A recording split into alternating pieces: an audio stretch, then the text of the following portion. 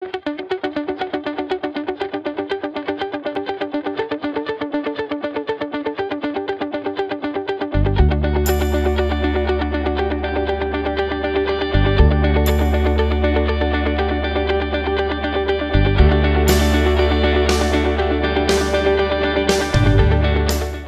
we said that we were going to open today with what I believe is the most important element of advancement, ministry advancement. Case for support. The Lord, I think, has revealed to me, and one of the hearts, one of the foundational cornerstones of case for support would be statement of mission, wouldn't it be? It would be statement of mission. This encapsulates. I think it is possible that there is a universal nonprofit ministry statement of mission in Revelation chapter 12, and the clarity is this: and they overcame him. Isn't everything that we're called to do as we serve others? And they overcame him by the blood of the Lamb, the word of their testimony, and they loved not their lives even unto death. I think that's the heart of every mission statement in this room. Case. I'd like you to get your heads around this idea. I'm going to show you a case document in a minute. And John, while I find that case document, I'm going to ask you to speak to the relationship between organizational development and true case for support, so I can go open up that document when that comes. But I'm first going to share a story.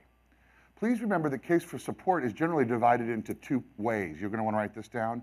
It is divided into what we call institutional case and project case. Institutional case is about your history and mission. And by the way, this is all in your curriculum. What page are we on? 35. It's history and mission. It is service and product. And what is that product? Changed lives. It is about finances and stewardship. This is all institutional case.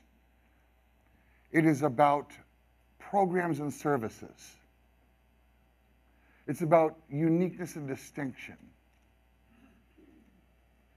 The institutional side of case is separate from project case. Project case is the element where we understand what the future vision is going to be and what is the immediate investment opportunity. A case document should answer every question broadly a major donor has about what the eldership, what the board of directors has been called to advance. They need to understand the rich history and mission. And I don't care if you don't even exist yet, you have a rich history and mission because of your own person if you're starting up. And then if you're an organization that's been with us for 100 years ministering or 20 years ministering, there's different milestones. You will see all of this in the case document. But can you see what I'm saying? Think about this. Institutional case is your website. You do your institutional case properly, and you've got all the elements that you need for a website. By the way, generally, staff can do institutional case because it's a gathering of everything that's occurred to this point. Project case must be done under authority because it's that project, it's that visioning, there's an associated dollar amount. And remember yesterday, Luke chapter 1, no word of God is without power. The power to accomplish the project case that was revealed by the Lord, the power to accomplish it accompanies it. So that cannot be done in a vacuum by one person behind a desk. Oh, it actually can, but it's never realized. So institutional case and project case end up being in the same case document. And they answer the questions with integrity that a major donor would have. So let's talk about an example of case. I remember yesterday we shared about the aquaponic fish farm and Gospel Revival Ministries, et cetera. That was compelling case for support. Let me share with you a second opportunity here. United Christian Broadcasters in the Midlands in England, in between Manchester and Birmingham. We were called on to take on a £2 million campaign, and it was, I think we only had like 8 months on that, £2 million campaigns, probably 3.4 million in US. And here's what was going on. Here was the project and the associated dollar amount. United Christian Broadcasters is simply a Christian radio network in Europe and in Asia. Blessed, Holy Spirit-filled organization. So you can imagine what their project or their institutional case was. I mean, you could figure that out. Different broadcast ministries, different impacts, different service footprints, different populations learning and being ministered to, different amount of people coming into a saving knowledge of Jesus Christ. And then they had the Word for Today. Who's that Irishman? The Word for Today, who writes the Word for Today. He lives in Atlanta now. But some publication ministries, that was all institutional case. Let me tell you about their project case. They were provided the opportunity to go digital in the UK as it related to radio and be the first organization ever in history to actually minister to this humanistic Church of England, Anglican, broken, Scottish, just the first opportunity to minister to every household in the UK, first time in history. And the anointing that occurred that made that possible was palpable. Matter of fact, part of it was an issue in Ireland, Northern Ireland, which is part of the UK, where Parliament, for the very first time in 2,000 years, Parliament had a unanimous vote between the Catholics and the Protestants. And it was to issue licenses to UCB with all remaining AM, FM channels that were available so that the gospel could be brought to Northern Ireland.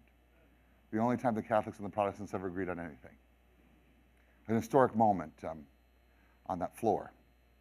But here's their project case. The project case is this. Those licenses are available, now we've got to get it funded. If we purchase these licenses, and it was October, if we purchase them before the end of the year, we get them through 2020, and they cost $1.3 million. If we purchase them January 1st, we get them through 2013, and they cost $2.5 million. So there was urgency that had integrity. Could you Alt-Tab until that photo letter comes up? If you just Alt-Tab.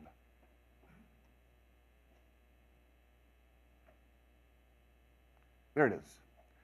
And John, I dare you to try to make that thing full screen. For some reason, I couldn't just mess around with it. So here's what we did. We went to DonorScope and we got a file of every person whose net worth was $1 million or more who lived in the city of Belfast. We understood that there was major gift potential there. This is the Bible buckle belt of the European movement, is Belfast, Protestantism, as history would show for 2,000 years. We understood that there was X amount of major donors. The second thing is we needed to have, remember chapter 7, a creative non-fundraising awareness event to introduce this case for support. Yeah, that's good. That's good. Let's just leave it there. Well, friends, I ask you as you go into that creative mode, do not limit yourself. Green light, free associate. Be led in the Holy Ghost, for sure. I said, if this was so historic, this moment where both Protestantism and Catholicism came together in a unified voice to advance the gospel from a public legislative point of view in Parliament, why don't we hold that non-fundraising awareness event for this urgent need that has to be met in 90 days? Why don't we hold it on the floor of Parliament? And they said, we can't do that. So I said, I don't know. Do you know any MPs? Any ministers of Parliament? Well, we actually have one that's a real dear friend. So we picked up the phone, and she and her staff answered and said, you want to know what?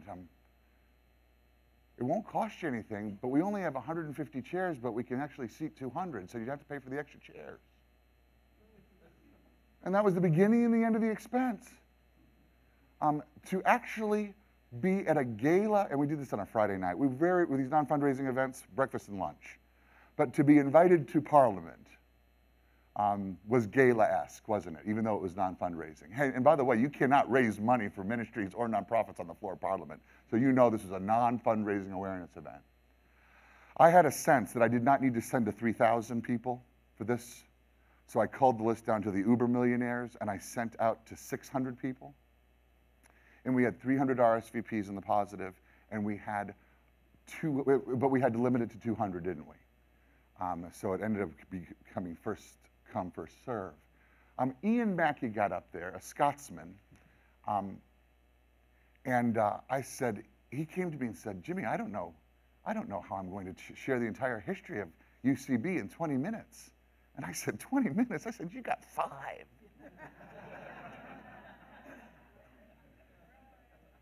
And friends, he took 30, and it was riveting. It was unbelievable. It was the highlight of the evening, what the Lord chose to do through him and the brokenness that he went through, the humility that he had to embrace in order to be on the floor of Parliament in this moment. Gary Hoogvliet, he was the program manager. He administered all the content that was going to be shared and that is shared around the world through UCB. And he said, I was lying in bed with Kentucky bourbon in Paris, and my wife called me because we were divorcing. We both didn't know the Lord. But she told me to find this radio station, and I was drunk, and I found this radio station. And I fell asleep and didn't hear a word of it. But it was on when I woke up in the morning. And he said, I got saved. And it changed me completely. And now he administers that content around the world. I am Seed, and it's a little tough on a New Yorker, Yankee, American to get up in front of a group of people and say, ladies and gentlemen, and my lords. It's just hard for an evangelical Yankee to say my lords. And then Brian got up. And Brian shared the truth of that project case. 60 days, X amount of millions for 20 years. 61 days, twice the cost, have it for half the time. And this group, and remember, non-fundraising. And I will let you know the energy was, oh, you want to know what else? Who do we use? That band from Belfast, Scroll Up? Yeah, Rob and Mark. Remember, we know that in the evangelical movement. Revival in Belfast, north, south, east, west. So hard, charismatic worship on the floor of Parliament, just wide open, on our hands in the air.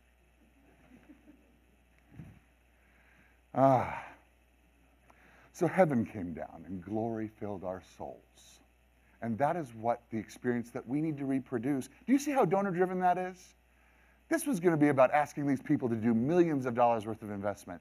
Do you see how worshipful, how excited, the generosity, the experience that was so unique? They have never been invited to the floor of Parliament.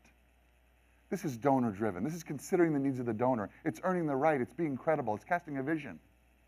We certainly did not ask for money that night. But we did say this. If you have found out that bringing Christian radio and broadcasting a program to Northern Ireland to start in Belfast could be part of what God's calling you to be involved in, we do look forward to meeting with you personally. We had to raise $1 million for that first phase. It was a $2 million project, $1 million for that first phase. By the end of the next week, with no ask, by the end of the next Friday, so that was a Friday night, by the next Friday, 400,000 pounds had been committed by people calling. One pastor called and said, if you don't end up putting that thing up, can we have that 25,000 back? He said, yes, Pastor. Oh, and of that 400,000 pounds that ended up being committed within a week, the largest gift was only 25,000. Do you understand why? Because the case for support was so compelling. Case, case, case, case, case. Now, the Lord is going to bring certain projects that have that urgency. And we have to acknowledge that the people who are actually going to receive the ministry of that nonprofit, that Christian radio station, it's not like this room was filled up with single moms that had been battered. These individuals, if they underwrote it, they were going to receive the benefit of it. So there's different ministries, there's different cases for support. Some have the luxury of that project case that has integrity and urgency, the opportunities there. And that is going to be up to what the Lord is doing in your organization in different times. But I will say this, the decision to bring Christian radio to all of secular humanist UK, that revelation, which was the heart of Project Case, that revelation came from the Lord. And the word that was revealed to this group of elders, the power to accomplish it, accompanied it. Case, case, case, case, case. With that being said, I will let you know that we spent 100 hours doing organizational development. You couldn't get up there, you could not get up there and say that if we have X amount of millions of pounds, we can be on the air by January 31st. Do you know how much OD had to be done so that we could keep that promise? Because friends, it's never about getting the first gift. Good con man can always get the first gift. It's about getting the second one, because you found a need and you met it, and you made a promise and you kept it. I'll say it again. True development is finding a need and meeting it, making a promise and keeping it. The fact that I was able to do that in this past tense the first time around, that's this early in the morning. Development is finding a need and meeting it, making a promise and keeping it, and they overcame him by the blood of the Lamb, the word of their testimony, and they loved not their lives even unto death. John, would you share the role of OD so that they were able to succeed in the promise that they made? A little bit of context you have in mind, because I'm sitting here kind of multiple streams of thought coming with what we'll be talking about later on today, and I don't want to go there. I want to share one area, and it may not be the same thing you've got in mind.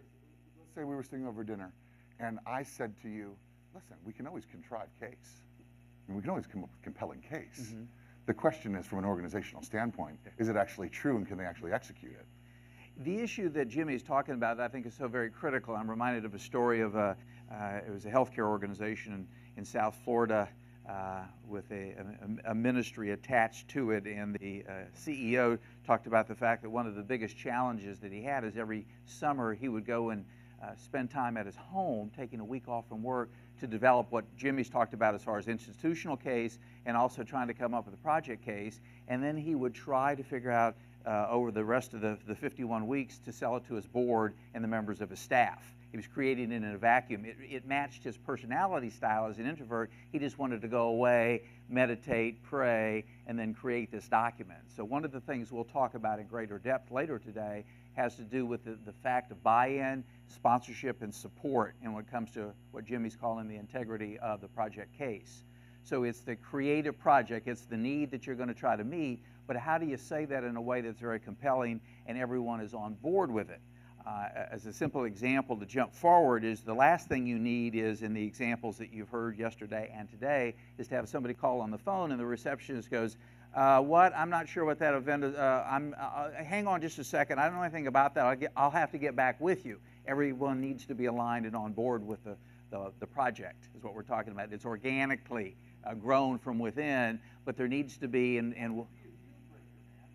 that would I'm not sure, I know you've cited that twice now, but that would be an abject deal breaker. When somebody is calling who we have created interest in, and there isn't a unified message organization-wide as to, and I see it happen all the time. Yes. I guess I'm just saying amen.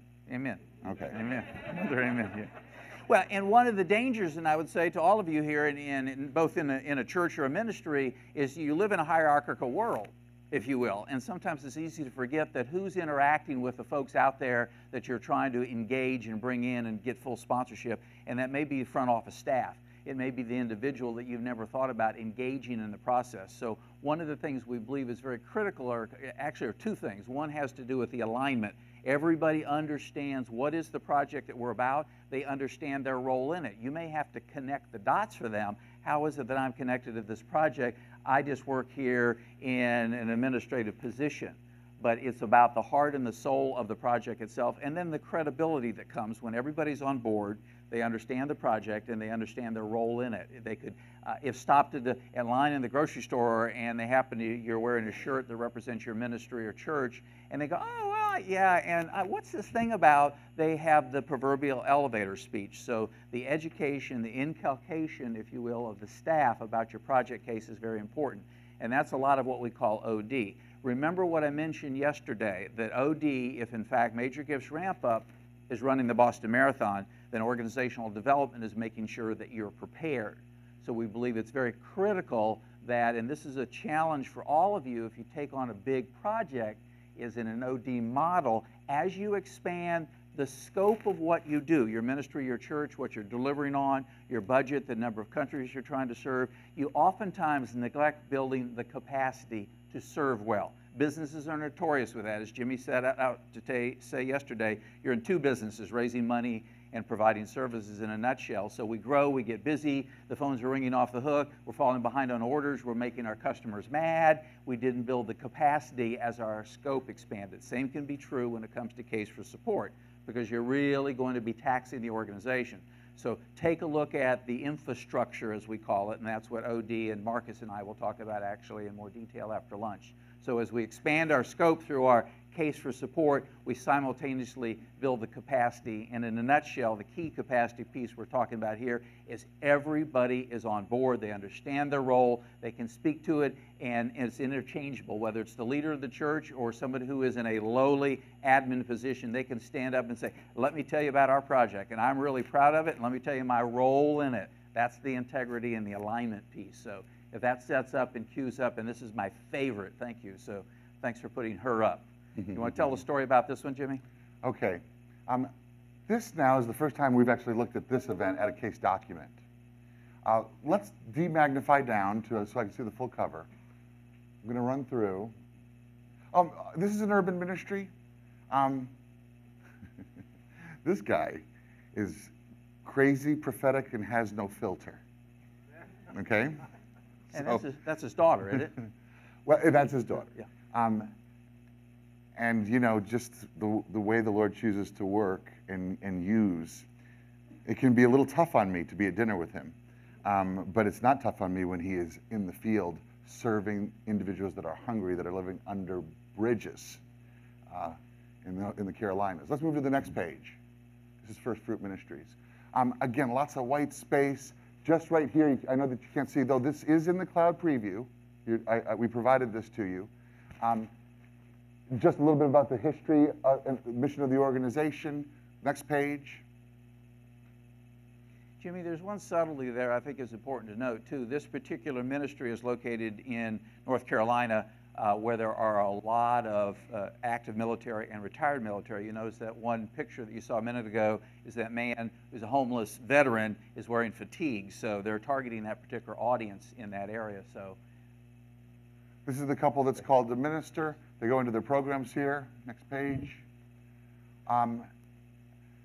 This is fascinating, friends. I am asking you to truly try to understand the nature of your ministry. What 3 or 5 or 7 programs do we actually do? What are the titles for those 3 to 5 to 7 programs? And what is a 1-paragraph narrative for each of those programs? Let's say it again. What are the programs? What are the title of the programs? And what is the narrative that describes them? You would be so surprised how many people know you and love you who don't know what you do. And you know where it starts? So embarrassingly, at the board level. I didn't know we did that. Case for support, programs.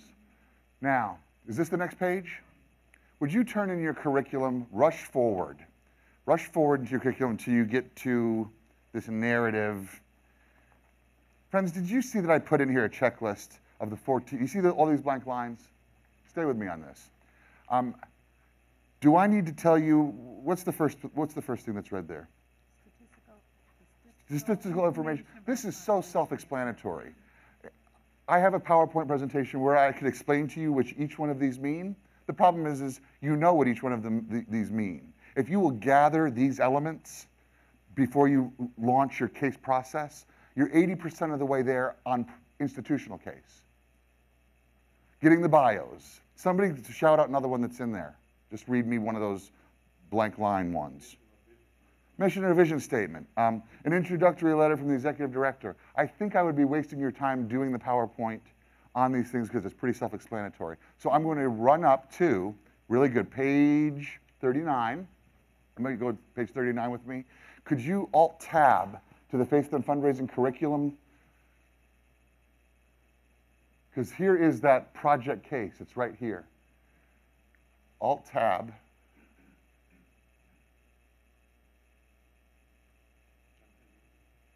I'm wanting the document that's behind there. Maybe if you hit that X, it was in the lower. Okay. Well, I'm just going to count on you to, even if you have to reboot that thing, don't reboot it because you'll never find the file, but I need that file accessible. Okay. Here we go. Do you remember the three-part ask? The three-part ask is ongoing operations, multi-year sustained gift, one-time project investment, whether that's new program startup or capital, and then endowment or estate planning, legacy giving.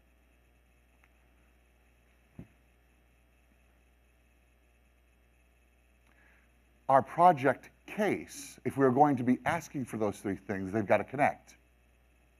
You will see in front of you here a campaign. Matter of fact, could somebody lend me their curriculum? Is that a curriculum right there? Good. Everybody does have this in front of them? I know it's not on the screen. Page 39. You'll see we started with some raw data. This is what we started with. This is just the operations budget for the year, $2 million.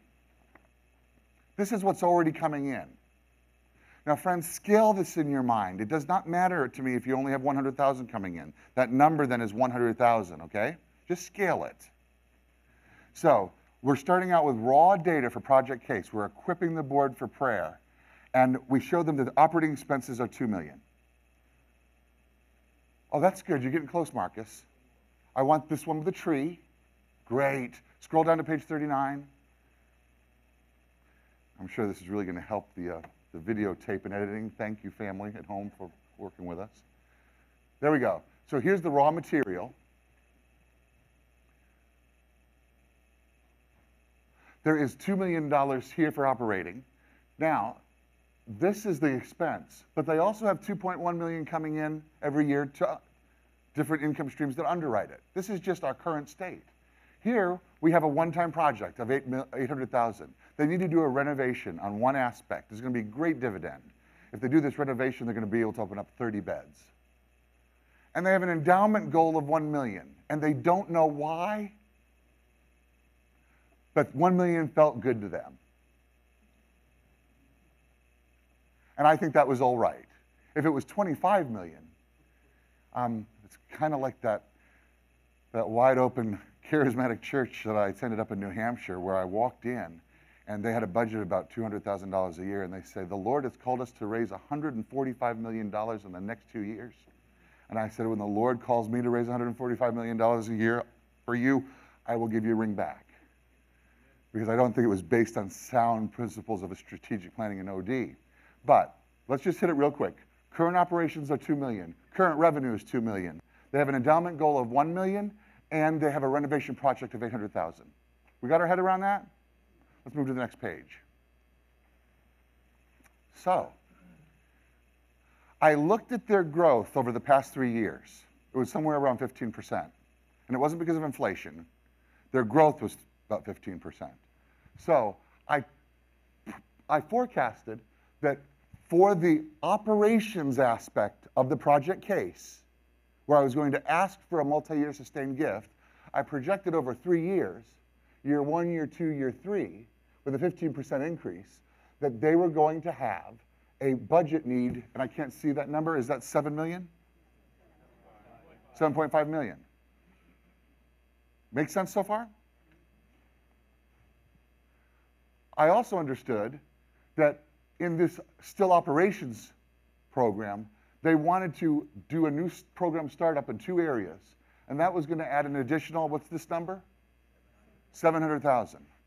So I'm up to 8.2 million over 3 years on the operations side. Tracking? Now, I have a pretty simple one-time project case of 800,000, don't I? Just, that's pretty simple. They got with the contractors, they looked at the land use management, and they understood that they needed to rate 800,000 for the one-time project. So I've got 7.5, I've got 8.2 million over 3 years. 7.5.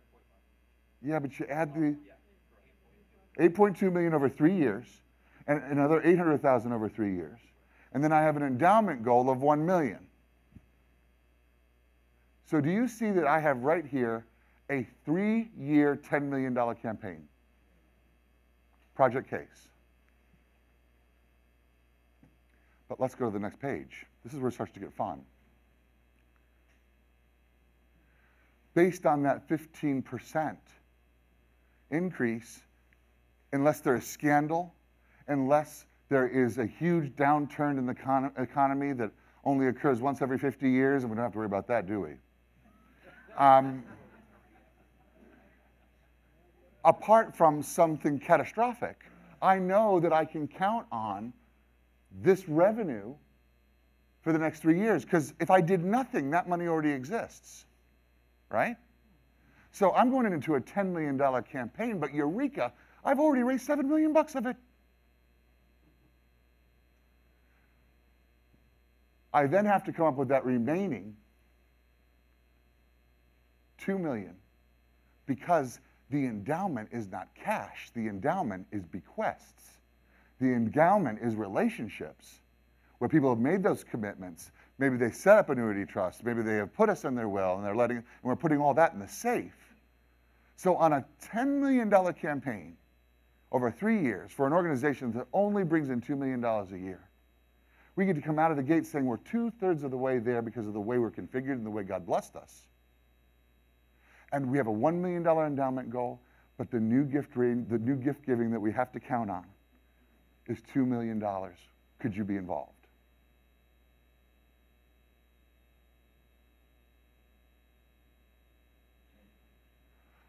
Now, I'm hoping for some pushback. For goodness sake, give me some pushback on this. Let me share with you why this is donor-driven. Donors who give $100,000, $500,000 gifts, they really do need to see where their gift fits into the whole picture. And you have to show the picture in totality. You can't have revenues here and funds here and just bring them the case, just bring them that one project and ask them to fund it. They need to understand where that one project fits into your whole position, and is it sustainable? And why would I give you a $100,000 gift or a $500,000 gift if you haven't demonstrated to me the plan whereby which you're going to achieve success? Is your goal big enough and large enough, and is it achievable? Don't come to me with a $2 million campaign and ask me for $500,000.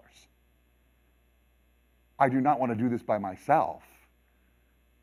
Now, maybe I'd be a lead gift on a $10 million campaign. Maybe I would do a $1 million lead gift on a $10 million campaign. Can somebody push back? Can somebody say that I'm spinning or that I'm misrepresenting? Would somebody share that so I can come against you? Yeah.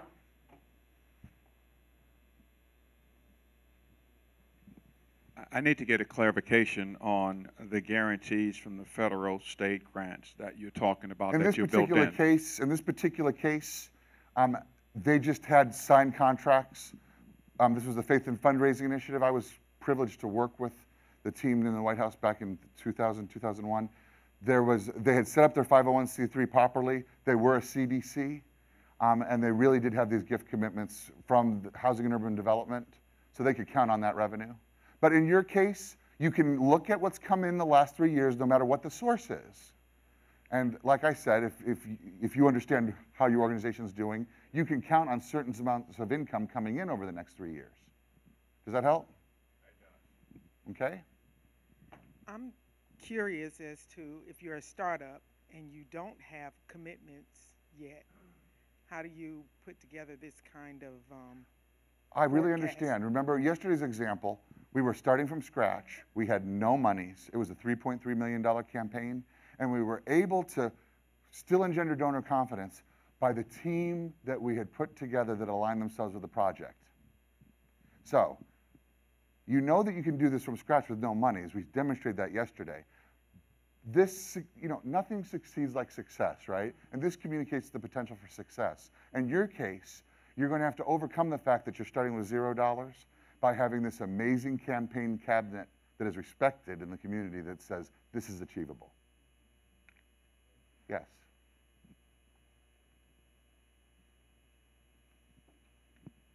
Experience from two organizations when we had capital campaign, the individual gifts went down because their money went towards the capital campaign. Which is exactly. So my pushback would be that what you're saying with the 10% growth wouldn't be achievable because their money would be going down toward the capital campaign. Which is why we are not having a capital campaign here. We are having a comprehensive campaign.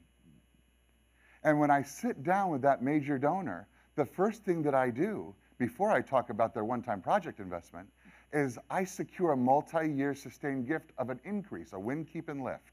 You win a donor's heart, you maintain and earn the right, and you lift their giving. So before I get to Peter, who's going to rob Paul, I get Peter set in concrete. So I do my annual fund ask multi-year sustained gift over 5 to 7 years. It's, Jack, Jan, thank you for the $5,000 that you gave us last year. We thought that you would like to continue that commitment and even increase it. We thought you'd like to increase that commitment for the next 5 years. It's $7,500 a year. That's first. Jack, Jan, and remember, I'm doing a solicitation, and this is not the way I would do it completely, believe me. But I would end up using the same language. Jack, Jan, we thought, based on the conversations that we've had, that this opportunity for your family to underwrite this wing with a gift of $250,000 is something that you'd like to be involved in. And Jack and Jan, have you remembered our ministry in your estate plan? So it's comprehensive. I'm not robbing Peter to pay Paul. I got their operations gift sustained and committed, challenged them for a one-time project, and I've asked for permission to follow up with their counsel for their estate. And everything that I just shared in my solicitation is reflected in the numbers in the case document that I just outlined for you. Yes. How about the mic? Somebody run that back there real quick for the sake of the tape. And for our friends in the sound room, we will use this session and these questions in the final cut. When you're presenting the comprehensive plan, do donors delegate to operations or to the new project, or is it just they give and then it's up to the Board of Administration to... In the Major Gifts Ramp Up Cloud, you will see a gift agreement where they, now I'm not saying that a person could say, you want to know what, Jimmy, we love this ministry, we're going to continue to support to operations, but we're not interested in the project. I find that doesn't happen. Okay. Because remember, I've done all that cultivation around this amazing project long before I'm sitting down with them. But that could still happen. Something could change for them. But my point is that they are designating a portion of their gift to operations, which is unrestricted. They're designating a large gift to a certain aspect of the one-time capital renovation here, and that's restricted. But do you see how it's still unrestricted? It's unrestricted within the capital project. It's unrestricted within the operations project.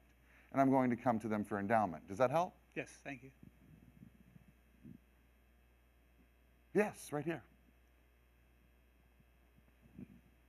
Since the campaign's going from $2 million to $10 million, Oh, yeah, it is.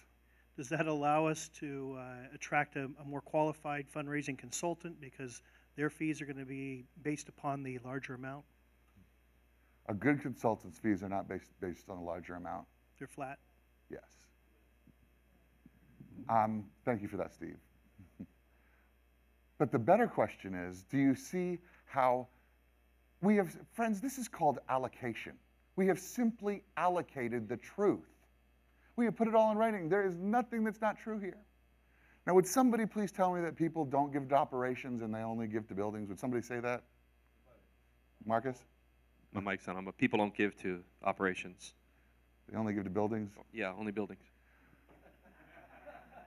Thank you. Friends, do you remember when I asked you to come up with your 5 programs with your narratives and your titles? Do you understand that within each one of those programs, I should be able to put in part of the executive director's salary in each one of those? If you associated a dollar amount with that program, that program, that program, that program, and that program, it should be the sum aggregate total. I can't believe I'm saying this in front of Stan Reeve. I can't believe I'm getting into accounting like this. That aggregate total there should be a reflection of the entire budget for the year. Now, the things that we do to respond to the IRS, which Stan's going to review with you, are not inconsistent with and not against, we're certainly not misrepresenting, but I do not mind showing a donor that this program costs this, and it involves administrative, but it's a program. So I'm not going to a donor and saying, and showing them my finances and saying that we're spending $1.2 million on salaries. I associate those salaries in case for support with the administration of a program. Second thing is, the largest crisis pregnancy center in the world is in Las Vegas. 800,000 women a year go through that program. And I'd like to let you know that 80% of their monies go to salaries. Because all they're doing is having counselors minister to women. So would people please stop with people won't underwrite the rent, they won't underwrite the lights, they won't underwrite salaries. I think it is a reflection of, and it's our fault, because we are not positioning who we are in a way that really meets the donor's need. Don't send them the profit and loss statement. Oh, and by the way, after you have positioned it this way and demonstrated how you view yourself, it is very appropriate to back it up with a profit and loss statement. And the traditional things that Stan's going to go over with you. Can I, yes, right here. Let's wait for the microphone. Boy, Stan, I'm not sure if you're going to get up here and run me out of the room after I'm done. All of a sudden, I'm more conscious of what I'm saying because Cape and Krause is in the room. Jimmy, in the comprehensive plan, if the project was in phases, great question. But you only needed that first phase to get the lift, or to get to that 2 million. Would you include the other phases? I would say that what you see here, this whole 10 million, would be phase 1. Because friends, what is the first thing we do when a capital campaign, or excuse me, a comprehensive campaign ends? We've energized all these people. We've had this there's this huge win. We begin to prepare that group for the next round of growth and advancement. I do not mind in that regard then of having a $15 million phase 2, which starts 4 years out, and a $20 million phase 3, which starts 7 years out, if the board of directors and the Lord has revealed that level of visioning. Now, as the funds come in and you meet that phase 1 objective, and there are additional funds that are coming in, do you just carry it on to the phase 2 portion of the project? I am not going to answer that question with Stan in the room. And I am not sure that there is a configuration. I may not even accept the premise of what you're saying, because the rising tide of campaign raises all ships. There is going to be increased revenues. There's going to be increased operations, et cetera. And unless we had sat down with the donor and they told us where, but they didn't tell us where to put it. We told them where we wanted them to put it, and they said yes. Okay? It's not the tail wagging the dog. There's going to be other incomes that come in, and you will know whether or not they're discretionary or whether they're restricted. From an organization, this is an OD question.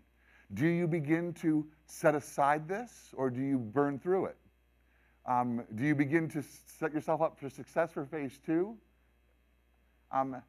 Or does it go into endowment? Does it go into an emergency fund? I think there's many ways to answer that question.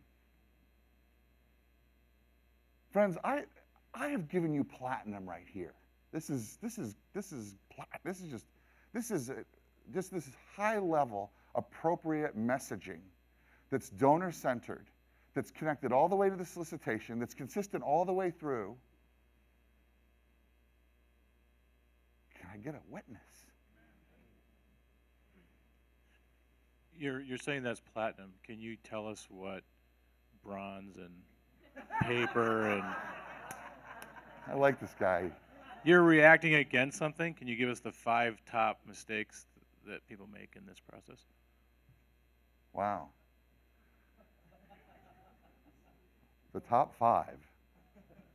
The problem is we have a research division where we really deal with this stuff empirically, and I have not posed that question to the 70,000 nonprofits that are in our database that Clemson helps us oversee. Friends, I'll give you some easy mistakes, and the first is to not actually have gotten the revelation on what the case is supposed to be, and then it not being backed up with the real knowledge you can actually achieve it.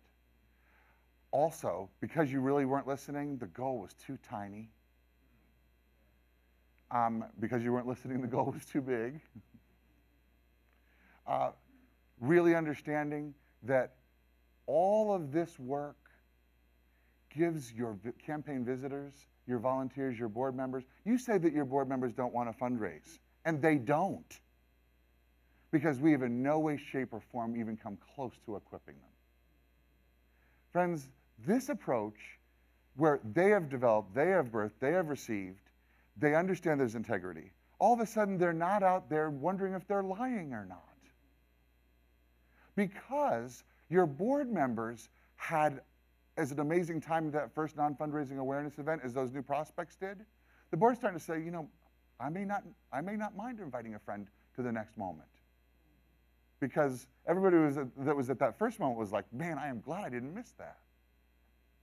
So I just can't emphasize enough. And I do want to say this.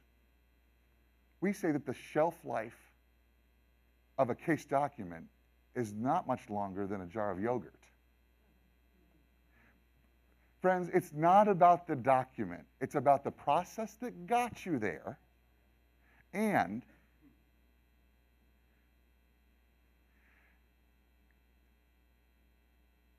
how do I frame this? It's about the process that got you there, and the fact that if it's not in writing, it's not true. You still have to have it in writing. A person may or may not even read that document. They listen to your heart, but they know that it's there. So case, for me, is not about the case document. It's about everything that went into making it and its expression. Questions, pushback.